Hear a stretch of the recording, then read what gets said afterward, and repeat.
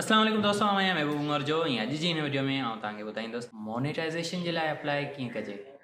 काफ़ी सारा दोस्त इहो सुवाल मूंखां बार बार पुछंदा आहिनि। अॼु जी ही वीडियो पूरी ज़रूरु ॾिसिजो, उमेद आहे तव्हांखे ज़रूरु पसंदि ईंदी। अचो त शुरूआत कयूं।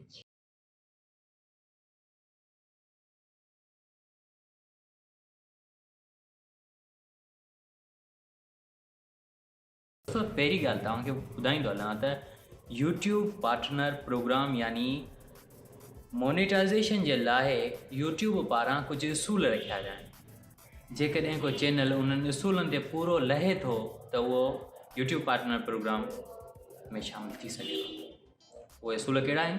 पहिरियों उसूल इहो आहे त गुज़िरियल 365 ॾींहंनि में तव्हांजी वीडियोज़ खे घटि में घटि 4000 कलाक माण्हुनि ॾिठो हुजे, 4000 कलाक वॉच टाइम तव्हांखे मिलियो हुजे। ऐं नंबर ॿियो उसूल कहिड़ो आहे?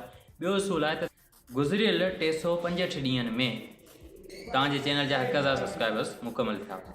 ठीकु आहे, जेकॾहिं इहे ॿई उसूलनि ते तव्हांजो चैनल रहे थो त पोइ तव्हांखे इहो कमु करिणो आहे। तव्हांखे यूट्यूब में अचिणो आहे ऐं सभ खां पहिरीं तव्हां ईंदा चैनल ते, ऐं उनखां पोइ यूट्यूब स्टूडियो ते अचण खां पोइ तव्हांखे हेठि अचिणो आहे हिन साइड में मोनेटाइज़ेशन ते। जेकॾहिं तव्हां मोबाइल में बि क्रोम ते अची करे डेस्कटॉप साइट ते ईंदो त हीअ साॻी विंडो तव्हांजे साम्हूं खुली ईंदी।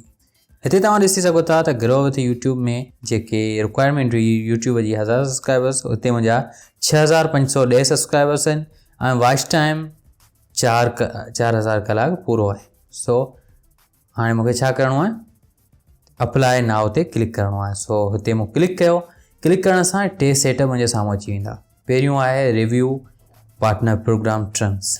हिते क्लिक करे ही तव्हां सॼी जेका एग्रीमेंट आहे उहो पढ़ी सघो था त हिन जा कहिड़ा शर्त आहिनि, जेको कुझु बि आहे।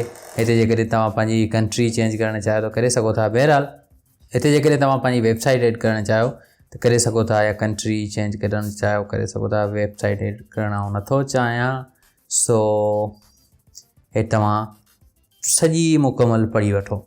ऐं उनखां पोइ हीउ जेको आख़िरी आहे, I accept the YouTube partner programme terms, इन ते क्लिक करे ओके करे छॾियो। सो थोरी देरि में सेट थी वेंदो।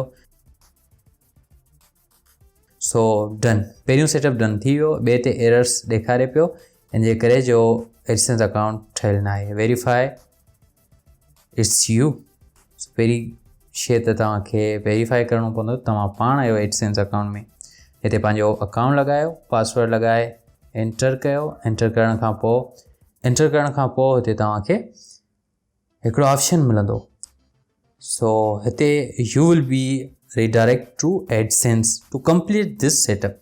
हिते अची तव्हां जेकॾहिं तव्हां वटि अॻु में को एडसेंस अकाउंट आहे त तव्हां उते सिलेक्ट कंदो yes I have existing account. ठीकु आहे, जेकॾहिं तव्हां नाहे त I don't have an existing account.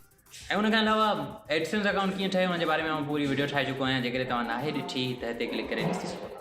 हिते क्लिक कयो ऐं उहा वीडियो ॾिसी सघो था। ठीकु आहे, जेकॾहिं तव्हांखे ख़बर ई न आहे त आई डोंट नो ते क्लिक कयो। बहरहाल सो मूं वटि आहे अॻु में ऑलरेडी हिकिड़ो अकाउंट ठहियलु आहे, तव्हां उहो रखी कंटिन्यू कंदुसि ऐं हिते अची हुन अकाउंट सां साइन इन कंदुसि। साइन इन करण सां मुंहिंजो एडसेंस अकाउंट खुली वेंदो। ऐं सो हीअ तव्हां ॾिसो पिया त हीअ मुंहिंजो एडसेंस अकाउंट साम्हूं अची वियो ऐं हिते हीअ ऑटोमेटिक यूअर वेबसाइट में मुंहिंजो चैनल एड थी वियो। सिर्फ़ु एक्सेप्ट ते क्लिक करिणो आहे ऐं डायरेक्ट रिडायरेक्ट थी वेंदो यूट्यूब सां। सो इन ते रिडायरेक्ट कयो। ही जेको कुझु ऑप्शन अचनि, जेको कुझु मैसेज अचे पियो उनखे गौर सां पढ़ी वठो। कुझु देरि वठंदो ऐं उन में फिक्स थी वेंदो। एरर जेको आहे फिक्स थी वेंदो। ओके, फिक्स थी वियो।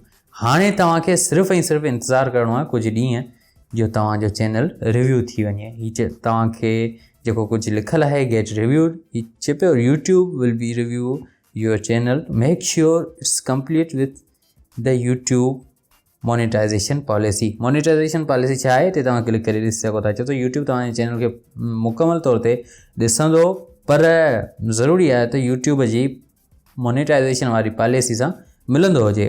ऐं this setup begin automatically after complete the first two steps. Due to recent global event, please accept delay on application review.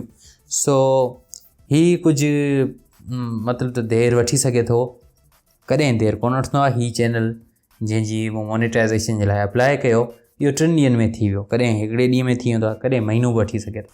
सो घटि में घटि महीनो वठंदो, महीने जो तव्हां पंहिंजो ज़हन में ख़्यालु रखिजो। त ही हुई अॼु जी वीडियो, उम्मीद आहे तव्हांखे ज़रूरु पसंदि आई हूंदी। वधीक अहिड़ी वीडियोज़ जे लाइ मुंहिंजे चैनल खे सब्सक्राइब करे घंटी निशान ते क्लिक कयो। को बि सवाल आहे कमेंट में लिखो। हिन वीडियो खे अञा ताईं तव्हां लाइक न कयो त लाइक करे दोस्तनि सां ज़रूरु शेयर कयो। मिलंदो तव्हां सां अॻी वीडियो में। तेसीं ताईं ईंदा